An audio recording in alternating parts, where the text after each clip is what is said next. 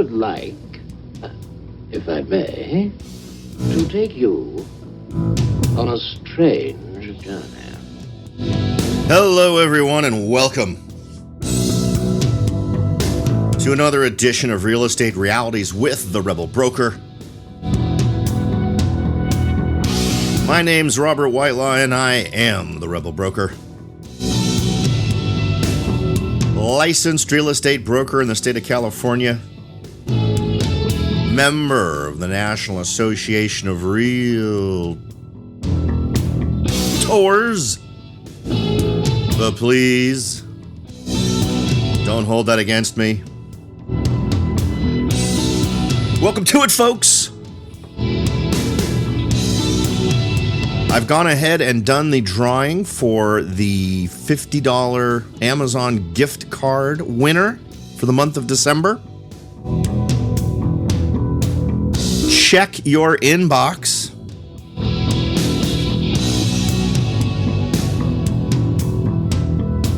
If you find a message there from me, congratulations. Please get back to me. Let me know you received it. And the very next thing you get from me will be that $50 gift card. If you would like to put yourself in the drawing for next month, that's right, we're going to do this again. If you'd like to get yourself in so that you can possibly win the January drawing for this $50 Amazon gift card, please head on over to therebelbroker.com. Click on the big red button at the tippy top of the page titled Take the Survey to Support the Show. Use the same email address both times you're asked, then fill out the other handful of remaining questions, and you're in. So take a little time out of your day, but you're not only supporting the show, but you're also giving yourself a shot at winning a $50 gift card for Amazon. So good luck to everyone. And as I said, make sure to check your email, whatever email you use for this kind of stuff. And see if you've got something from me. Make sure to check your spam folder just in case. I'd hate for us to miss somebody through a goofy little technological error like that. I'd love to make sure that the right person gets this $50. In addition, if you'd like to join the Rebel Underground, just text the word Rebel Broker to the number 44222. That's the word Rebel Broker, all one word, to the number 44222. Follow the prompts that you'll get and reply to that text so you'll know you're sending it to the right person, and then you're in and you have officially joined the Rebel Underground. I've got an interesting one for you today. This is one we do on a pretty regular basis, and it comes to us from the good folks at realtor.org. And it's a little bit different. This is one we've used before. This is one that has actually proven to be pretty accurate. For those of you who've been listening for a really long time, if I'm not mistaken, this is the same report that really tuned us in to Round Rock, just north of Austin, before it really took off. And we came to the conclusion that was kind of a standout. We looked at the list, we took a look at the barriers to entry, and it looked like a really good opportunity. In fact, at the time, I even talked about doing a remote show from there, looking for investment properties. Things got a little bit too busy, so I wasn't able to do it, but boy, did I regret it, because this report was on the money. Round Rock ended up beating all the records across the country in terms of how much they appreciated, how much properties increased, how much investors were making on their rental properties. It was a banner year that following year for Round Rock. So hopefully we can get the same kind of insights this time around. And of course, we're also at that time of year when everybody in every corner of the real estate world is wanting to share what they think is going to be happening in 2017. So as we move through this month and possibly even into the beginning of next month, we'll go through bit by bit and share the insights. And I always like to look for the overlaps. I think that's kind of a fun way to look at these reports, to see what cities are on more than one list. That just seems to sort of solidify conclusions, I think, when you get multiple sources pushing you towards the same communities, as long as they're basing it on good numbers. And in a lot of these cases, they are. And of course, we always try to point out when they're not, because we always want to think our way through these problems, not just delegate the analysis process to someone else. Now, the overall estimate, the national housing market, according to the folks at Realtor.org, is predicted to be moderate in 2017. but a handful of metros are expected to beat expectations. 10 markets are looking like hotbeds for growth in the new year. And some of these are going to be very familiar sounding, and some of them are going to be ones I'm going to suggest you not jump into. Well, maybe not. Some actually, yeah. You know what? Some of the usual players aren't even on the list this time. So this is what we'll do. We'll run through the list, maybe even talk a little bit about average prices in those areas, and see which ones sound the most sexy. And we'll actually talk about one on this list that I am all set to go look at with my good buddy Scott Blasius up in Sacramento. I guess I should have given a spoiler alert there that Sacramento did make the list, but actually several areas in Sacramento, and actually that whole area north of Sacramento kind of made the list too. We'll talk about that. Now, Realtor.com's research team, according to this article, flagged markets that will likely see average price gains of 5.8%, so price gains of 5.8%, and sales growth of 6.3% in 2017. Those gains would exceed next year's anticipated national growth of 3.9% in home prices and 1.9% in home sales. Now, what's interesting about this particular list is created based off of some statistics that might give us some insights as to why these areas would be good ones to consider investing in. Now, the Realtor.com research team notes that strong local economies, population growth are helping to fuel sales in these areas. The population growth one is an important one to note. The top 10 housing markets have other commonalities, such as relatively affordable rents, at least now, right? If you're starting to see population growth, that tends to affect rents. They tend to be going up. Low unemployment and large populations of millennials and baby boomers. Now, why do we care about millennials and baby boomers?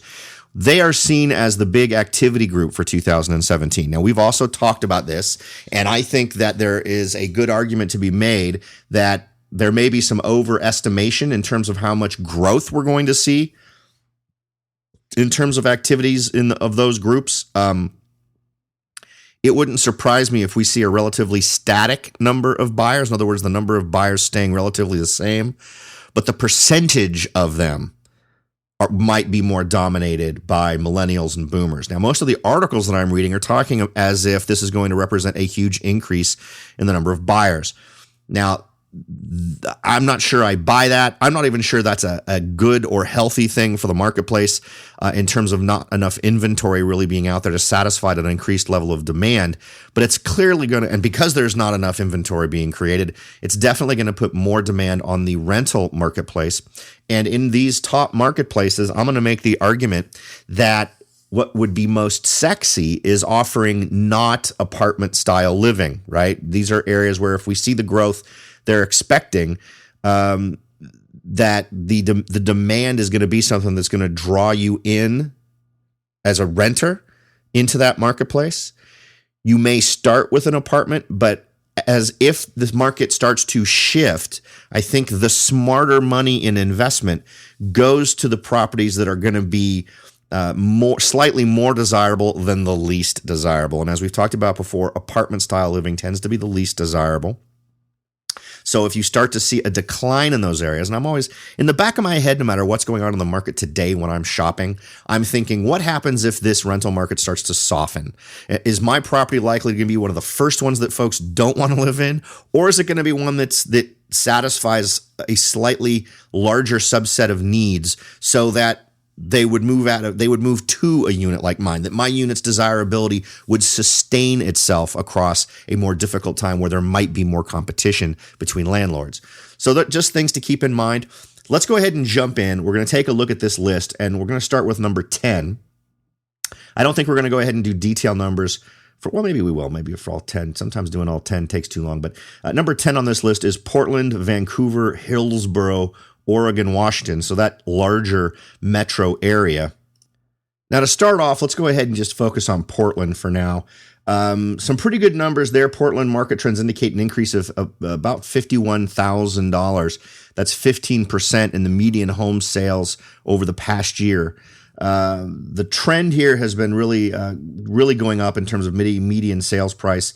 Number of sales, though, has actually dropped since the same time last year, but still looking like a pretty robust marketplace. In terms of year-over-year change, one bedrooms are selling on average for 307, two bedrooms for 340, three bedrooms for 375. With a year-over-year change, interestingly enough, I love that they're now plotting these numbers. Now for all properties, if we just do it based on all properties and get the average price from August 24th to November 23rd, that's $379,950, which represents a 15.5% increase over the course of the year. And what's awesome is now Trulia is now also breaking down these numbers based on number of bedrooms. And I think that's an extremely interesting thing to consider when you're looking at this. And I got a little bit blown away because let me share with you a couple of numbers here. Now, number one is the three bedrooms. I would say if someone were just to ask me which one do I think showed the greatest year-over-year increase in price, I'd obviously say three bedrooms, simply because that's the bread and butter search, right? And I'd be almost right. Four bedrooms saw an 8.9% increase, which is less than what the average was for all properties. Two bedrooms saw 13.4% year-over-year increase. Three bedrooms saw a 20.2%, but one bedroom units saw a 22.3% increase in price. Now, what is particularly interesting about this is sort of another way to look at what I've described in the past as banding or price banding, where you're identifying price segments that see more activity. Now, in this example, we're not basing it so much on just looking at the price end of it first. We're basing it on looking at the bedroom end of it first. But I think by doing that, you kind of approach it from, you kind of get to the same place by coming at it from different roads. But what's super interesting about this is that upward pressure on the one bedrooms, to me, really indicates a market under pressure. So it indicates to me that this could potentially be a place where there's a lot of upswell at the low end in terms of these one bedroom units, which down the road is likely going to spell a upswell in the next up, the two bedrooms and three bedrooms. So I think those are interesting numbers. I think that the fact that you're seeing that one bedroom bulge or one bedroom bubble, if you want to call it that, although bubble has a negative connotation, I think this is actually a good indicator of future activity in this marketplace. So I think that's great stuff. Next, on the rents, in terms of number of rentals, a pretty steady increase. And in terms of median rent, they've actually seen a decrease since the middle of June, but not by a whole lot. It's basically been wavering since April 16th between $2,000 a month and $2,100. So or $2,150. So I don't see a whole lot of variation there with just the usual seasonal increase when folks are doing when the demand really increases for rental units during those summer months. So relatively a good market. I think that shows a lot of promise. Now, number 9 on our list, and this is an interesting one because I have now had this week alone, 3 people call and ask me about this city, which seems kind of interesting. It's Tucson, Arizona.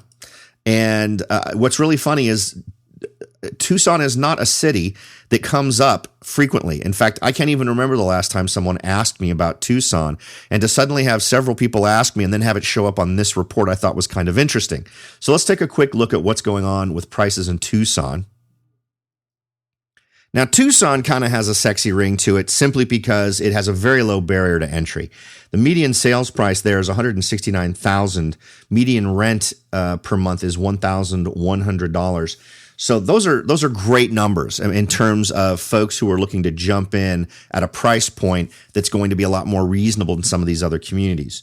Let's see. The median sales price has done a little bit of moving around.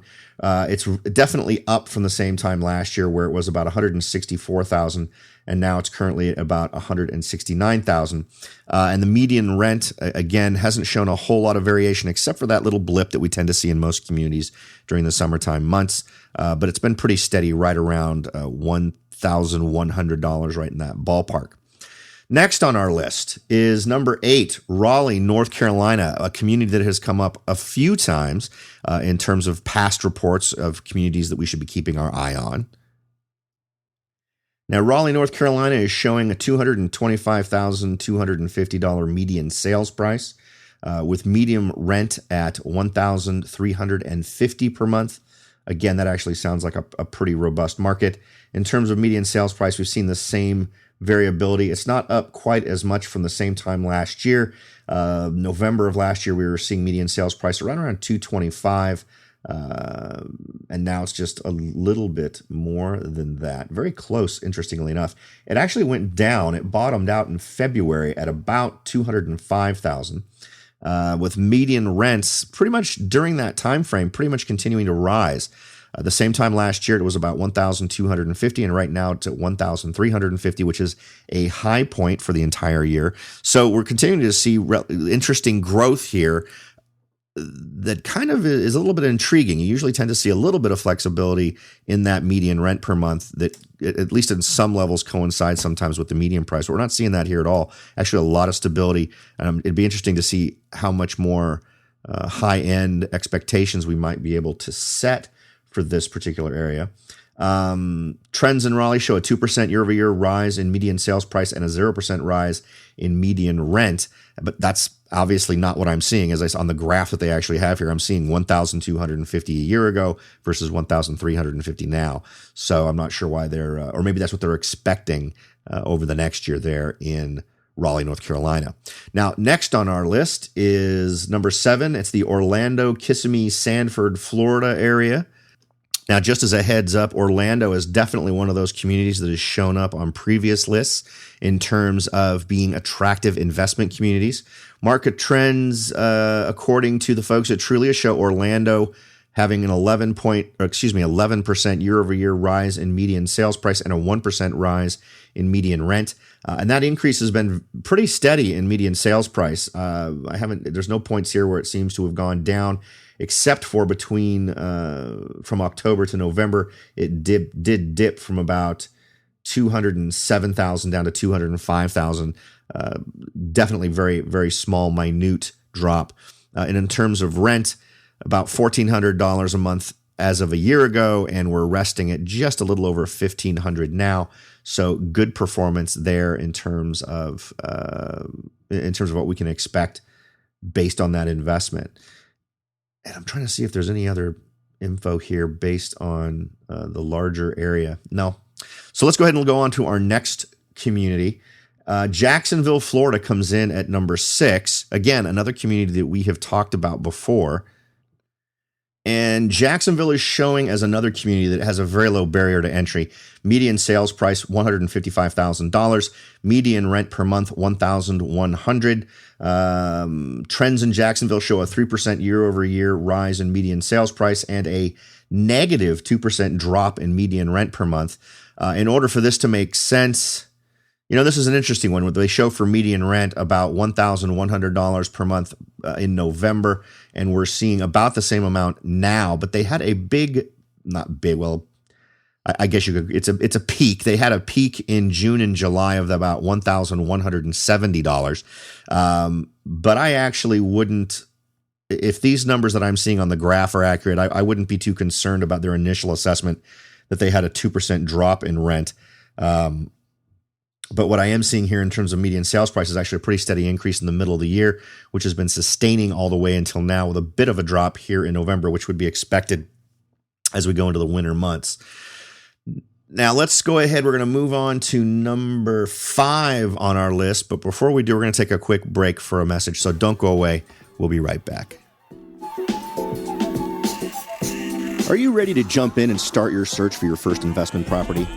Maybe you've decided that it's time to own your own home, or maybe you're ready to sell your home and move on to something new.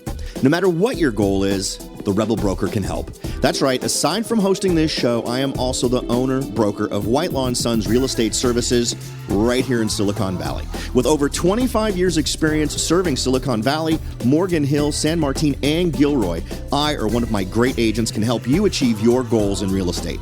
So if you're ready to look into taking that next step towards achieving your real estate goals, point your browser at www.soldbyrobert.com. That's www.soldbyrobert.com, and and get in touch. Let me show you how I will earn your business and your respect. Again, that's www.soldbyrobert.com, or you can call me at 408-852-0525. California Bureau of Real Estate ID 00984-909. Welcome back, everyone. We've just been running down the top 10 list from the good folks at Realtor.com. Now, this is not their list that we also cover, which is based strictly on page views or predominantly on page views from Realtor.com. That's a cool one. I like to think of that as a leading indicator because it shows people are shopping. So you're likely to, when you see more people shopping in a certain area, that typically spells more activity, right? So more buyers are going to be out on the ground looking at these places and potentially making offers. We're going to cover that list sometime this week, but for today, we're basically looking at the top 10 list that they came up with based on economic features, migration, those types of things. We talked about it at the beginning of the show. And today we're hitting number, what number was this one? Number 5, Riverside, San Bernardino, Ontario, California. Now, there are some other stories out there talking about expected continued growth in the Southern California marketplace. I've got kind of an interest in this area simply because Irvine is not too far away, and UC Irvine is down in that part of the state, and one of my sons is applying to college at UC Irvine. And I do kind of entertain this little idea in the back of my head of mixing wherever one of my boys ends up in college. I might want to blend that with a real estate investment opportunity and potentially purchase the home that they might live in, or purchase the place where they might live and then have them charge their roommates rent and have all that kind of wonderful stuff work out. But again, that's sort of a side note. For the Riverside, San Bernardino, Ontario area, we're going ahead and do our search on San Bernardino. And surprisingly enough, this is not a horror story. This is not a story where we have to talk about you coming up with millions of dollars just to play. San Bernardino is showing a median sales price of $242,250 with a $1,455 median rent per month. I think that is actually pretty darn amazing. Now, remember, this is sort of away from Los Angeles. This is not right in the heart of it. It's definitely east of all of those things. And this isn't a place I'd buy, for instance, if I wanted my kids to go to Irvine and have them commute. That would be too far of a drive. But these are interesting areas. And remember, they're also talking about Riverside. And in the Riverside area, median prices $303,880. And this is one thing I love about the Trulia site. They've got all these different maps with overlays that you can look at and judge based on list prices, sales prices, crime, schools, demographics, commute, all those kinds of wonderful things. So it gives you a way to visually really get an idea of what makes sense in terms of places that are going to really be barriers for you to enter. Now, as we move into Irvine, that gets a little bit more challenging. Up to $687,000 is the average price there. But out here in Riverside and over in Pomona, San Bernardino, these are all areas that are indicating prices that are going to be something you can absolutely get involved in without going to some of the extremes that we've seen in some California communities. Now, trends in San Bernardino show a 5% year-over-year rise in median sales price and a negative 3% drop in median rent per month. That is not what we're seeing on the chart that accompanies it. And my guess would be that a negative drop in rent is not realistic. What I'm showing here for November of last year is $1,327 as the median rent. The median rent I'm showing now is $1,455. Since the first number is smaller than the second number, that's not a negative effect on median rent. So I'm wondering if there's just something funky going on with whatever math they're using to calculate this stuff. I've actually talked to some folks who do business out in San Bernardino, and the rental market out there has actually been pretty robust in terms of people being able to make a very decent return off of their investments. So San Bernardino, definitely an area that if you want to get into some California real estate, it's much more reasonable than if you go inland and start hitting into Los Angeles and other areas where you can find areas of of a very high price. Let's see, number 4 on our list, and this is the one that I'm probably going to be looking at most closely over the next few months. Sacramento, Roseville, Arden, Arcade, California. That's a pretty big chunk of real estate. The area from San Francisco going all the way up to Roseville. I used to live up that way, and I'm currently looking at properties with Scott Blasius in the Sacramento area, particularly multi-units. I'm kind of getting hot to get my hands on anything from a duplex right on up to full-fledged apartments. So we're going to be spending a little quality time together, seeing if we can't find some places that fit the bill. But let's take a look at what the average of the market is out there. Now, if we take a look at the median sales prices for Sacramento, that's showing $275,000. And interestingly enough, median rent is showing $1,595. And that's actually a pretty good ratio given the median sales price versus the median rent price. Now, of course, some of my personal experience over the last couple of weeks has been more focused on multi-units. This has a lot more multi-units available than other areas. I've also been searching in my local area, which includes all of Silicon Valley, right all the way down to Gilroy, and duplexes, triplexes, quads, exceptionally difficult to find at any kind of a decent price. But I'll tell you, we're finding some great deals in Sacramento relating to those style of properties. Sacramento shows a 10% year-over-year rise in median sales price and a 1% rise in median rent per month. And that's what's being reflected here. I'm seeing that in November, they were having $1,400 as the median rent, and $1,595 is the median rent as of November. In terms of other outlying areas, because remember, this sort of covered a region. If you look at Roseville, Citrus Heights, sort of the communities that line the 80 freeway as it goes up, we've got, let's see, that's going by zip code here. So in the 95815, which is North Sacramento, it's 145,000. If we go with 95816, which is Southern Sacramento, 469,501 area, and 474 and 298. And also, one thing that we talked about, now remember, one of the articles we talked about in the last few weeks mentioned Elk Grove as a great community. Elk Grove is just south of Sacramento, and it's absolutely one I'm going to want to take a look at. And the median listing prices there is $346,999. Now, let's go ahead and jump to the next one on our list, which is number 3. That's the Boston, Cambridge, Newton, Massachusetts, New Hampshire area. So let's go ahead and take a look and see what the numbers are reflecting there. For our purposes, we'll go ahead and take a look at the numbers specifically for Boston. And this is where we start to see an increase in the barrier to entry in terms of median sales price. For Boston, it's $410,000 is the median sales price. The median rent per month is $2,600. Trends in Boston show a 5% year-over-year rise in median sales price with no increase in median rent per month. According to the chart I'm seeing here, there's quite a bit of fluctuation in Boston. It was at $2,450 in November of last year. It was at $2,800 in February, March, and April, then dropped all the way down in May to $2,550. Then it bumped back up again in June and July to $2,700, stayed right in that ballpark until we got to October, November, where it dropped down to $2,600.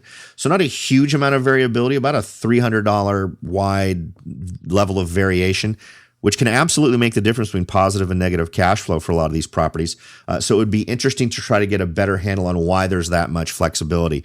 When I see numbers like this, the first thing that pops into my head to explain this variability is not enough volume of data to ascertain what these numbers are, so that you tend to get offsets where certain sets of properties in certain areas will rent for a great deal more in certain regions, and then they'll tend to sway the data quite a bit more than makes sense. So when you get in here and you start running through these numbers, make sure to get other sources to verify what you think is causing these fluctuations. And if you're extremely concerned, jump onto one of the other 9 locations that we've talked about on today's show. Let's go ahead and now look at number 2 on our list. This is only, let's see, how many California communities? So we've had number 5 was the Riverside area. Number 4 was Sacramento. Now we're at number 2, which is the last California community that's popping up, and it's the Los Angeles, Long Beach, Anaheim area. And I actually lived in Anaheim for a while. I actually went to California State University, Fullerton for a little while. I think it was actually only 1 year. Don't have a lot to say about that. Don't want to say anything negative about Cal State Fullerton. You go and have a good time. But I did live there for a while, and it was one of the most interesting times I have spent living anywhere. I lived in an apartment complex, and within a week of moving in, police surrounded the buildings at about 11 o'clock at night. There were helicopters and an apartment a couple of floors up. Somebody was doing something relating to drugs. I want to say they were cooking meth, but I'm not so sure that in the 80s cooking meth was a thing. But in any event, there were an awful lot of cops, a lot of people getting them arrested, and it made me wonder if I had chosen wisely in terms of my neighborhood. Now, if we start with Los Angeles and then consider the other areas, remember, this is pointing us towards Los Angeles, Long Beach, and Anaheim. Los Angeles is going to show us the highest barrier to entry in terms of median sales price. According to Trulia, $700,000 is the median sales price in Los Angeles, with a median rent per month of $4,100. And as ratios go, that $700,000 acquisition price to that $4,100 median rent per month is not actually fantastic. So just kind of keep that in mind. But as we look at these other areas, if we look at Anaheim, the barrier to entry drops a bit. We start to see median sales prices of $454,000 and $500,000. So right in the ballpark that might be more reasonable. Long Beach, in some of these areas, I'm seeing $289,000. I'm seeing $320,000. So there is some variability in there that might be something you could take advantage of. But I'll tell you what. As long as you're buying right in the front end, if you're looking at your statistics for your various areas and you know you're not overpaying, if the numbers work, I honestly think that in the long range, areas like this are going to be pretty reliable in terms of being able to get you a return. But you absolutely do have to do the buying right. And of course, this is, again, a list of communities that are expected to show a lot of growth next year. So remember, those are Long Beach, Anaheim, and Los Angeles. I'd be drawn primarily to Long Beach and Anaheim, more so Long Beach just because of its proximity to the water. Anaheim, just because there's so much going on in Anaheim, and because there's Disneyland, and everybody loves Disneyland. Interesting story. One of the first places I ever considered getting a vacation property where I would rent it as a vacation rental was properties near Disneyland. I'm a huge Disneyland fan. My family goes down there as often as we can. And in looking around down there, there were an awful lot of great opportunities, particularly during the downturn. A lot of that's turned around now, so the numbers don't always work completely. But it's absolutely a interesting place to consider that idea as a vacation property. Just because if you can locate it correctly, you're going to be able to get folks who are going to want to have a base of operations, be comfortable, get to Disneyland, get to Universal Studios, and all of that kind of wonderful stuff. Finally on our list, yet another community that has shown up on an awful lot of other lists. So just to sort of run down the names of communities that I recognize from other reports we've covered over the last, say 3 months that have indicated these were good areas to invest. Now, number 1 on this list is Phoenix, Mesa, Scottsdale. Absolutely, we've had interesting crossovers. I believe Phoenix has appeared several times. I don't remember the last time Scottsdale came up, but I know Mesa's come up, and then some other of the suburbs of Phoenix. Phoenix is a gigantic area, tons of different suburbs. And frankly, I think it presents a lot of very interesting opportunities for folks who are looking to get into investing because there are various areas where the barriers to entry just aren't that great or aren't that high. Other areas that came up on other lists, Sacramento came up on a couple of lists so far over the last 3 months. Jacksonville, absolutely. Raleigh, North Carolina, and Portland's been coming up on all kinds of different lists. Not just lists like this that point out good areas to invest, but Portland in terms of amount of growth they've had, in terms of increased demand, in terms of migration. Portland and that Vancouver, Hillsborough extended area may actually be one of the hottest options here in terms of how excited an awful lot of pundits are about that particular marketplace. But for our purposes right now, let's talk about number 1 on the list, Phoenix, Mesa, Scottsdale, Arizona. Let's take a look and see what the average numbers are there. So let's go ahead and take a closer look at Phoenix first. The median sales price there is showing as $210,000. That's a great entry-level price. Median rents are actually real good as a ratio of that. $1,300 is the median rent per month in Phoenix, Arizona. They had a 14% year-over-year rise in home prices or median prices in Phoenix. And in terms of rents, what we saw a year ago in November were rents at $1,200 on average, and now they are at $1,300. So overall, a $100 increase. And median sales prices have been pretty steadily increasing. A couple of minor dips, but nothing crazy. We saw a little bit of a dip from January and February from 192,000 down to about 189,947, which then just consistently pretty much increased from there. And we've seen things pretty much topping out at this time of year. If we take a look at Scottsdale, Arizona, we see a jump in average price. $394,500 is the median price in Scottsdale, with a $2,500 median rent per month. Now, another thing you're going to want to blend into this number is going to be the demographics of these areas. What are you going to likely see in terms of the types of folks you'd be catering to? Now, remember, we kind of talked at depth about where folks who are in their retirement years are looking to go, what sort of things they're going to be looking for in terms of their property. These are important things to know, not just in case you want to do a rental property, but also in case you want to do a flip, so that you know the kinds of amenities that folks in that demographic group are going to enjoy the most. In terms of growth in Scottsdale, we are seeing rents with quite a little bit of fluctuation this year. Rents in November of last year were at $2,200. Rents now stand at $2,500. They peaked a little bit in December of last year at $2,350, but then they dropped to a low of $2,100 in May, and then did a pretty steady increase from there, hitting $2,285 in June, stayed right around in that ballpark, and then in September hit $2,300, and then just rocketed up from September to November, right up to $2,500. In terms of median sales price, not a gigantic amount of variability. It went down at the times we would expect. It had a bizarre peak at $400,000 last year in December, and then did its wintertime drop all the way until March, where it hit $382,500, and then just almost immediately jumped back up in April to $397,000. Stayed steady, took a little bit of a dip, and then went back up to $397,000 here in November.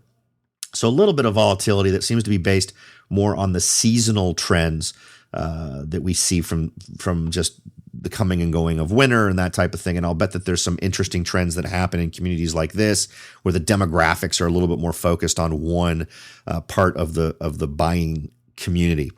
Next for this area was Mesa, Arizona, which again returns to a lower barrier to entry. In fact, it's the lowest barrier to entry out of these three general communities of Phoenix. $208,000 is the median sales price, with a $1,295 median rent. And in terms of prices, we are seeing a little bit more of a steady curve on median sales price. Right now, it stands again at $2,008,000, and it was at the beginning of a year ago from now, November of last year, it was at $197,500. Dipped a little bit into April, and then did a steady increase all the way through the summer months, bringing us to the numbers we're at now. In terms of median rent, pretty much a steady increase. $1,195 was the number in November of last year, and it's $1,295 today. So very good growth there. And another one of those communities where you could take a look at the demographics of the folks there. I think it's going to be a much more prevalent thing in Scottsdale, but I think Mesa is also one of those communities where you're probably going to want to pay attention to the demographics more to make sure that you're potentially offering the product that folks want most. All right, folks, I hope that these communities have given you some place to maybe focus your attention on, or maybe they've helped you get a little bit more informed about communities that you've already kind of had bouncing around in your head. I do appreciate you spending your valuable time with me, and I hope that in return, I've been able to give you some interesting things to think about. Thanks for listening, everybody. I'll talk to y'all next time.